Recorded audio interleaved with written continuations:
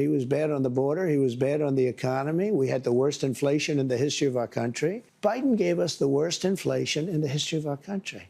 People, it didn't matter what they made because they were losing their shirt because of costs. Now take a look at what happened. Oil is down, gasoline is down, groceries are down, eggs. You were the one that asked me. You asked me about eggs. It was the first week. I didn't even know anything about what were you talking about.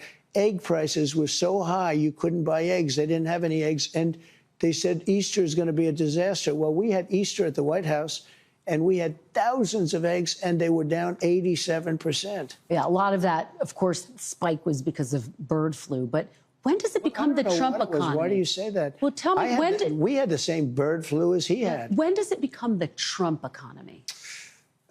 It partially is right now. And I really mean this. I think the good parts are the Trump economy and the bad parts are the Biden economy because he's done a terrible job. He did a terrible job on everything. From his auto pen, which I'm sure he knew nothing about some of the things he was supposedly signing, to immigration. You look at what happened with immigration, how bad it was. Think of it. We have murderers, 11,888 murderers. Many of them murdered more than one person. Think of that. And they're in our country. Now, we've gotten a lot of them out, and we know who many of them are, and we're on the hunt. But why would anybody do that? Why would anybody, who could do such a thing where they'd allow hundreds of thousands and even millions of people into our country who are criminals and murderers at the highest level?